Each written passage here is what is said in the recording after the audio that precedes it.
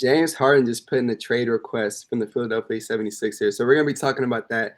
And most importantly, we have Rockets sideline reporter Vanessa Richardson on the show to talk about her experience in Houston with the Rockets so far and maybe how she views the free agency that's coming up tomorrow. So stay tuned for this episode of the Bradeaux and Will Show. You're definitely going to enjoy this one.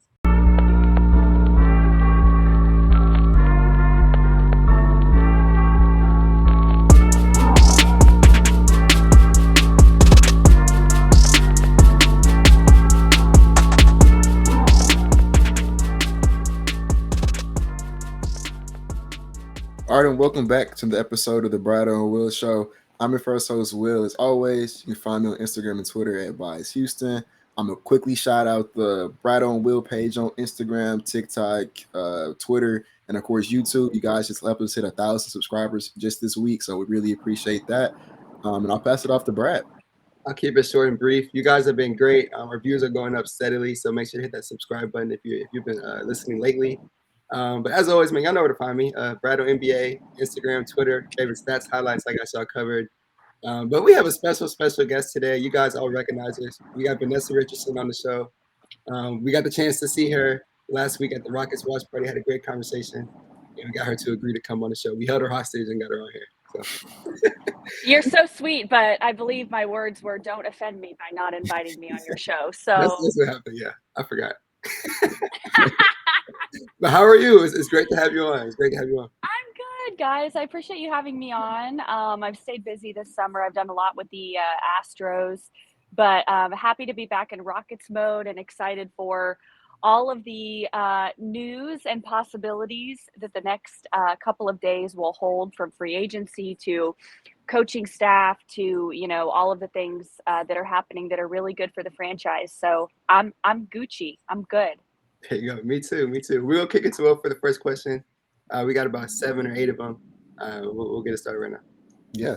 We also learn about our guests when they first come on the show for the first time. So, I saw you have your Twitter handle is Sports Vanessa. So have you always been a sports fan? Is that how you grew up? You were always into sports? What was your background in, coming up?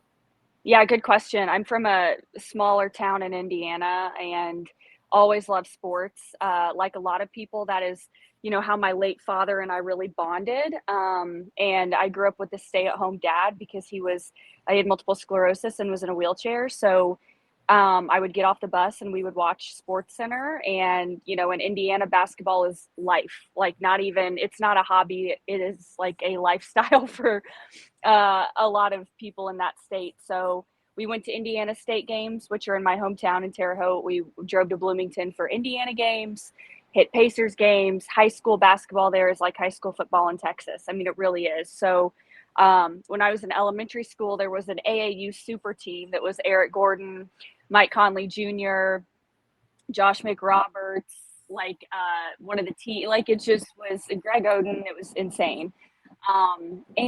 So that was kind of the basketball I grew up watching. And so I knew by the time I was in 7th grade that I wanted to do sports reporting. The Indianapolis Colts had their training camp nearby, so that was a big thing as well. So I just grew up a big sports fan and then went to a small college in Indianapolis and worked at a jazz and classical radio station so that I could cover sports.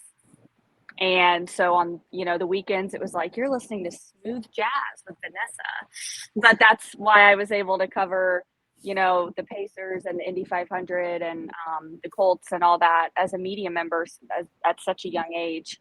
And worked for the Pacers for a couple years as their in-arena hype girl, and then started my professional career. I worked in, when I graduated, when was that? May of 2017. So I worked in Cincinnati for 2 years. And they came to Houston 4 years ago. And I'm here now. What attracted you to Houston? Just the idea to cover the... Yeah, with the pro sports teams here. So I moved here in August of 2019, July or August. And like I said, I'd worked in Cincinnati for 2 years. I covered a lot of Xavier and UC basketball, a lot of high school basketball as well. And Jackson Hayes was big. A player that I covered in Cincinnati when he was in high school. So I did that for 2 years. but I was doing a lot of news, and I was also the morning traffic girl. So I was grinding. I was waking up at 2 a.m. to do the morning show for the NBC station in Cincinnati. And then I would do either a news story, which could be incredibly depressing, but was good for me as a journalist. And then I would come back at night and do sports because I was so passionate. And that's what you have to do when you're starting out. A lot of people move to a really, really small market and get their chops there. In my case, I, was able to get a pretty good gig in a decent sized market, but I was doing everything. So news, sports, like I said, morning traffic girl. And I just wanted a full-time sports job. And there was an opening in Houston, and what I knew about Houston, I liked. I did like T-Mac. Like I was a T-Mac gal. And I knew Eric was here, and I had known Eric for a while, but there wasn't much past that. And when I moved here to work at KPRC, just immediately really liked the city, immediately covered the Astros Nationals World Series, and just was treated really well. So I moved here and really never looked back. That's good. Well, ultimately, we're happy to have you here. We've enjoyed your time, just with the Rockets, as a sideline reporter. You've done an amazing job so far. Thank you. I just wanted to ask you, like, how it's been in Houston, being around Ryan, Craig and the Rockets players. Seems very, very welcoming, and I can tell you really enjoy it. But how's it been? I love him. Yeah, it's been really good. And I was at KPRC for 2 years and then hosted a radio show on 97.5. So I was very familiar with, I had covered the Rockets. So I knew everybody from, Gretchen to Tracy Hughes. And I had met, I had covered the players. I had met Craig and Ryan, but didn't know them really well. And yeah, it's been amazing. It's a great franchise. Everybody's been fantastic at AT&T Sportsnet. My bosses there as well, and the players have been great. They're so young and really hungry, and it's been fantastic. Ryan is hilarious. Ryan is in his own world. He's a large man, and he eats more than anybody I've ever seen in my life. Craig is hilarious. Craig drops the dad jokes like it ain't nobody's business. So I love them both, and they've been great. Matt Thomas has been great, and I really appreciate everybody, especially the fans, being so kind to me and welcoming, because I know as a sports fan, it's a big deal when your broadcasters change. I don't care what team or what league you grew up watching. Like, it is a big deal when the broadcast team changes, and everybody's been really great. I mean, we were Brad, why am I drawing a blank here? Who was the Matt Bullitt? When Matt Bullitt left, that hurt so bad. When he and I know he wasn't here. You know how long he was with us, Brad? Or do you remember? He was here the last year of the Harden's last season. I know he was, but do you know how? Like, when did he start? Because I know it was I don't know the exact date, but it was a while. But they both did a great job in the training. I was so crushed when him, and then when Craig retired. I'm not Craig retired. Bill Worrell. When he retired. Oh man, that hurt me so much. But I wanted to say before we transition to the next question, like you kind of touched on it a little bit. I think we've had Ryan on the show maybe two times now, Brad, two times, and I tell Ryan every time, as a fan of the team, I cannot watch any other broadcast but the AT&T Sportsnet broadcast. Oh. I cannot. So if I'm like out and about, I have to like hurry up and get home so I can like cut on my TV and watch the AT&T Sportsnet. I cannot. I've listened to other broadcasts. It's not the same. I have to listen to AT&T Sportsnet broadcast. That's the only way I can enjoy the game. So big shout out to you guys for the work y'all been doing over there. But really appreciate that. This wasn't even supposed to be a question. Like this, the Harden kind of hijacked our podcast because that was not supposed to be what we were going to talk about today. But maybe an hour ago, right? It might have been somewhere around that time. James Harden just opted into his contract and he plans to get traded. He's not going to be a Philadelphia 76er next season. And so we had a bunch of Rockets related questions, but I mean, got to talk about James Harden now that we got you on the show. So I think you're going to sort of tell us like an interesting story about how you the news broke to you. Well, my tire blew out today. So I had a busted tire. And I was on Westheimer. Luckily, was able to pull into a parking lot, all good. Had a cold bottle of water, so I was good there. So I was chilling, waiting for AAA. Yes, I can change a tire. I prefer not to. So AAA shows up, and the poor guy is changing my tire. I'm in my air-conditioned car, and I went, "Oh, crap." Only I didn't say crap.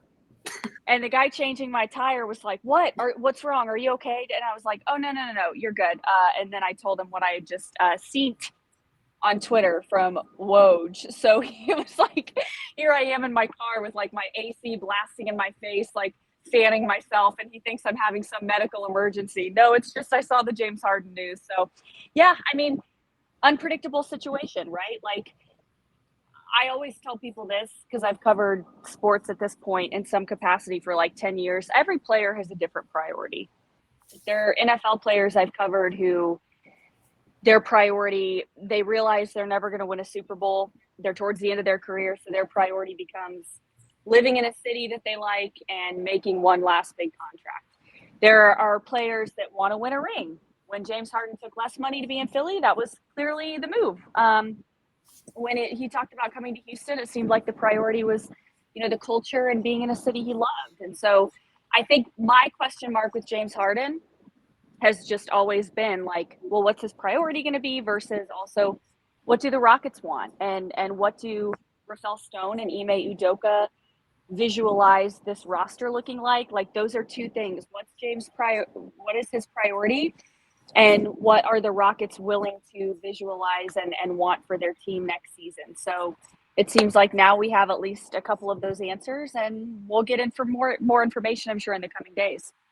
Yeah, definitely. We'll kick this right back into an interview. Will and I are going to share a quick piece on this Harden news, but it seems like, James wanted to come back to Houston. That smoke was real, but the Rockets really, they transitioned into their interest in Fred VanVleet, which was reported by Woj in this past hour as well. So it looks like they're going for these short-term deals. James Harden was not necessarily looking for a short-term deal. And again, if you're not familiar, it looks like the Rockets are going to get Fred VanVleet that 2-year, $83.6 million max deal, which Will is not in favor of. But we'll see what happens tomorrow when it's all finalized, potentially. But yeah, my thoughts, I'm definitely shocked. We'll see where James goes. I'm predicting the Clippers. But what do you think, Will? Yeah, I think it's gonna be the Clippers. I don't, my only reaction to it is kind of like, well, what are you trying to do, James? Because I get it. I like James Harden. That's my favorite player of all time. Sure. But he's with the MVP. They got Tyrese Maxey. You can say what you want about Tobias Harris. Maybe they move him this offseason. Maybe they don't. Or who knows what they're going to do now. But maybe the plan was to move him. Maybe it wasn't. But that's a pretty good team in Philadelphia. Like, they probably would have went a lot further in this year's postseason if it wasn't for kind of Joel Embiid and James Harden kind of shrinking when you needed them the most. But like, that's a good team, and I don't really see too many avenues where he goes somewhere and it's better than that, right? And then maybe you say, the Clippers, they got Paul George, they got Kawhi, so that's a nice little trio there of those guys.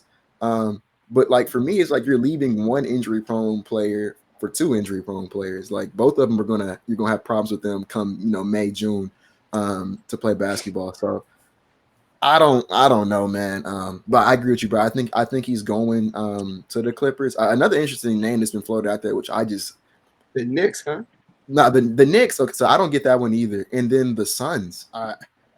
Bradley Beal, Devin Booker, James Harden, Kevin Durant. Like, I don't know, man. I get it. They ain't a point guard, and he's definitely a point guard. But man, you just like leave absolutely. I don't even know financially how that works, but then you leave absolutely no room for some depth. So yeah, it's gonna be interesting. I think I saw something where like the trade has to occur in the next like 24 hours.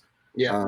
So we're gonna know probably this time tomorrow, if not sooner, what team James Harden will be playing for next season. But I'll say this, and we can kick it back to the interview. I just wonder what this means for the Sixers moving forward.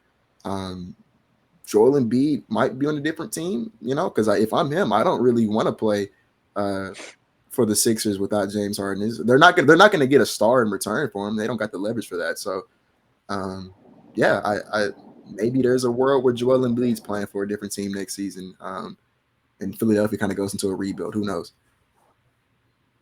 Yeah, I 100% agree. But back to the interview. Something I have never. We have to had it. No, it's okay. I understand. It's big news. Big news. So no offense taken. So we'll say this. The Rockets, as we all know, they just got Thompson 4th in the draft and Cam Whitmore at pick 20. And Vanessa got the chance to interview both of those guys. So we wanted to ask you, what was your first impression of them? And what was your reaction to, Cam Whitmore sliding at pick 20? They're both so polite, so nice. And we're going to have a draft special, post-draft special that's going to air on July 5th on AT&T Sportsnet. And it'll be the full interviews with Udoka, Stone, Ime, Cam, and their families, as well as some Rockets legends. We'll talk about their draft night, whatever. I talked to Steve Francis, Moochie Norris, and Gerald Green. So a lot of good content there. They just are great, and they're both humble. And Cameron. Sorry, I'm like, what are we calling him? Cam was fantastic and genuinely loves the city of Houston. He spent a month and a half working out here, fell in love with the culture, and he couldn't speak highly enough about it. I really enjoyed Amin talking about his basketball journey. His family has sacrificed a lot for him and his brother to get to this point. His older brother, Troy Jr., who played at Prairie View A&M, is his ultimate role model. And I see two really humble but confident young men. And when I asked them about rookie year goals, they both said winning. They didn't list individual goals. They didn't talk about stats. They talked about wanting to be competitive and wanting to make it to the playoffs. And then I talked to Ime Udoka, and Ime, quite the flex, has never not made it to the playoffs. So I see two very hungry and just a lot of potential. And we're not going to know until we see it, right? But the future is very bright with them. Very bright. We talked about our reaction. I mean, you literally saw it. We were at the draft party. You saw our reactions to Cam falling. So yeah, what was going through your mind? Was Cam at all on your radar pre-draft? And if so, like, what were you thinking as the picks were going by and he was still on the board? Well, I mean, I thought somebody was going to pick him, right? Like I had heard his name. My former coworker Ari Alexander had done a sit down with him at Channel 2, but like you heard Rafael in the clip that I posted yesterday of like he kept thinking Cam was going to get picked. So did I. So for them to get him in, and then for Cam to fall or slide, or I hate those terms because they sound so negative, but for him to be available at 20 was just, you wouldn't think he would be available at 20. And so it just was crazy. And yeah, my impression of him is that he's not as quiet. Like I know everybody said he was reserved and quiet. I found him to be more open one-on-one. But yeah, comes from a great family, loves Russell Westbrook, like said that's a player that he wants to mold his game after, as you guys saw. So nothing but good impressions of Cam. And then the word with Amin is athletic, and Ime talking about how it's that athleticism is off the charts. Ime has seen a lot of good basketball, a lot. So that like gave me chills. I'm pumped. Yeah, I could see Cam being more outgoing. I know with him being 18 still, it's a little different being in media. So young. So young. Thompson being extremely mature. He's also 20 years old, but I loved just the both of them in Houston. But, our next question is ultimately, how do you see these two new guys, meshing in with this new Rockets group? Are you excited about that as well? Oh, they're going to be great. I was a really, really, really big fan of our rookies last year, and I didn't try to hide it. Jabari and Tari, both like this old school competitiveness, this like with Tari, like the chip on shoulder, proverbial chip on the shoulder type player. And then Jabari, somebody who is a perfectionist and works and works and works. I was a big fan of both of them. And I think these two also have that work ethic and have had to grind it out. And, they have different backgrounds, like overtime elite, as whatever controversial as it could be, or as it has been. Amin has been playing some really solid competition for a while. And with Cam, he didn't even get to play a full season at Villanova. So his potential is, I think, off the charts beyond what we have been able to see, not even in one complete season at Nova. So I think they're going to fit in very well. It's a young locker room. Within the next couple of days, it's expected maybe could get older with bringing in the free agents and all that fantastic cap space. So I'm very excited. I think they're going to fit in very well, and I think this is the perfect organization to be a young player in, because you're going to have other young players who have recently gone through that rookie season and can show you the ropes. Definitely.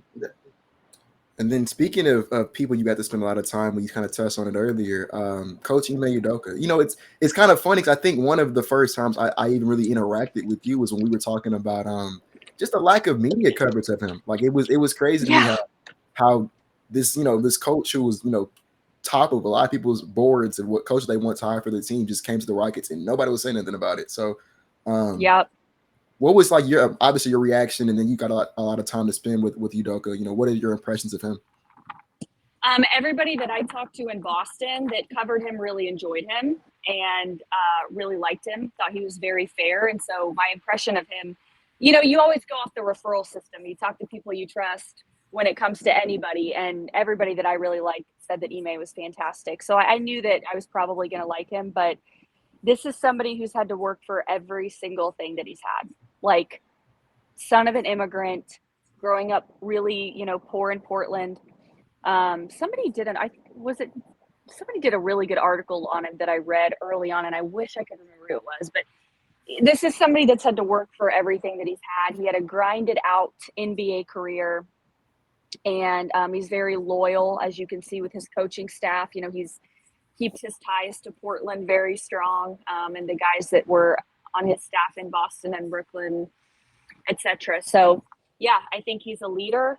I think what I like about Ime is he seems to know what he wants, and he seems to know the type of player that he wants and the type of culture that he wants. I don't think there are question marks. And I think there's a lot of confidence that can be bred when you have a head coach who knows what he wants and knows the culture that he wants, especially when you have young guys. And any free agents that come in, I think they are going to be expected to integrate and assimilate into the winning culture that he has in mind. We also, what he was able to help do in Boston with the Jays and with the Boston Celtics and those young players. So I think the sky's the limit. I like him a lot. And this coaching staff, which is not official yet, but the names that we've heard, that is a rock star coaching staff. And they're leaving good situations, reportedly, to come to Houston for what could be, and I think will be, an even better situation. So that's a tribute to him. That says a lot about Ime. They trust Ime as a head coach. And I am very impressed and pumped. Yeah, and unless I missed something, it looks like Thiago Splitter got announced to Houston today by his tweet. So that was the rocket emoji, I think, was a pretty good indicator. But before Summer League, I'll be out at Summer League, so I'm really excited to see what that final coaching staff is, for sure. Yeah, it'll be fun. We'll have Ben Sullivan being the head coach, so it's gonna be a fun group. I wish I go to Vegas. You're gonna enjoy that. I know. What a terrible place to have to go for work, right? I know, right? Don't enjoy yourself too much out there. Yeah. Yeah. Our next question, Rockets free agency again. Free agency starts off tomorrow around 5 p.m. So, names that have been thrown around so far, we got Fred VanVleet, Brooke Lopez, a guy named Dylan Brooks. What are your thoughts on some of the guys the Rockets maybe bringing in, maybe some guys that you would like the Rockets to target? Well, Fred VanVleet has a strong resume. I actually watched him play when he was at Wichita State. So I told y'all I grew up in Terre Haute. Wichita State was in the Missouri Valley. So I watched him play a little bit against Indiana State. He's had an impressive career. Look, it all depends on what they see their future being with these players, and how many years are they what they call a quote unquote rental, as like and then integrates and gets adjusted to NBA life. And I don't know that I am going to give out specific names, but all the names that have been reported, I think, are certainly intriguing. Dylan Brooks was an interesting guy in Memphis, but he also showed tons of potential. And my Twitter @SportsVanessa, plug. I did ask Ime Udoka what type of player that he wants to bring in free agency, and he basically said a proven winner, guys that have been a part of a winning culture, and I think that's important to Rafael Stone as well. So we'll see what they do. We will know very soon. We will. We'll see. We'll see. And then you kind of start wrapping up here. Just what are your expectations and what are you looking forward to next season? Right, we're gonna have a bunch of hopefully some more vets, some young guys, a new coach. Like what are some things you're looking forward to next season? Well, more wins, obviously. I think the guys that they bring in to complement the roster, these veterans, again, these names that you keep hearing, do excite me. So more wins, which would be the obvious thing, but I'm excited to watch the development. And I don't want to rip on the national media too much, but I did get tired last year of hearing various national media members act like there was no, they would look at the number of wins and losses and just say the Rockets are garbage, or they're not developing. There was a lot of development. There was a lot of individual development last year. And if you actually watch the Rockets, you know that. I'm excited to see that continue. Alperen Şengün apparently is taller. Tari and Jabari are coaching together right now. Like, I can't wait to hear the stories about that. So, Jalen Green on the videos that we've seen has bulked up. Josh Christopher has been putting in work. I'm excited to see the individual development and how that is parlayed into more of the team development, more wins, and more confidence. Look, like Jabari was 19 when the season started last year. His age started with a 1 and ended with a teen. Okay, so when people were like, "Oh, Jabari," I'm like, guys, just pause. Okay, I'm excited to see that individual development continue with these players, and the loyal fans, the people that watch and have a good eye for basketball, saw that, and I think you're going to see a lot more of that. And those veterans that they bring in are only going to help. I think you're 100% right when you say the vets are only going to help, because as Udoka mentioned, most importantly, the progression of the young players is what's most important. Yes. So yes. I'm excited to see the growth of these young guys on the team. But yeah, we got one more question for you. The Rockets have been doing some wild card stuff on their Twitter page. They kept changing the logo. Like, what do you think? Like, you want to see like the retros? You like the ketchup and mustard? What you think? I know my coworker Mario Ellie is a big ketchup and mustard fan. Yeah. I don't think you can really go wrong with that. I'm a big fan of vintage jerseys. So, whatever they pull out, whatever, the old designs that they pull out, I'm going to cop one. I'm going to rock one. The NBA, I'm not a fan of minimalism in NBA jerseys. And I don't necessarily think the Rockets have that. But, like, you guys know what era I'm talking about, like the loud logos. Like, I love that. 90s. So the 90s. Like, that's what we grew up. Like, that's my first impression of NBA basketball. So, yeah, I'm hoping for some old school throwbacks, and I will be rocking whatever the Rockets pick. There you go. Me too. Yeah, and that's all the questions we have for you today. We really appreciate you taking the time out today to come talk with us. I know you had to strong arm your way. No, I'm messing with you, but yeah, we appreciate you for coming, taking so much today to talk with us about the Rockets.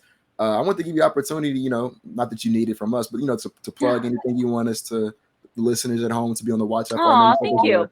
There's a special you said on July 5th. Yeah. So anything like that you want the listeners at home to be aware of.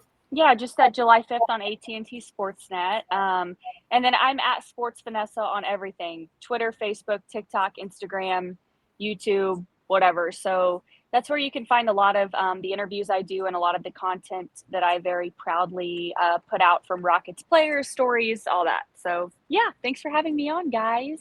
Yeah, we had to have you on. And I have to say, I only use Instagram and Twitter.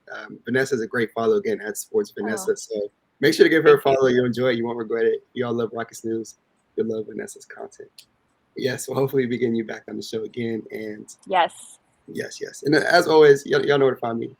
Bradeaux NBA, Instagram, Twitter. That's where I give you my favorite stats and highlights. And I always got y'all covered in that regard. But if y'all still listening, we're 30 minutes in. Make sure you hit the subscribe button as well. We're going to try to hit 2K one of these days. So we'll see if we get that soon. Yeah, you can find me on Instagram, Twitter. at Bias Houston. Like Brad said, we appreciate the support on that front. Continue to like, comment, and subscribe and tune in every week. And with that, we'll see you guys next time. Thank you for listening.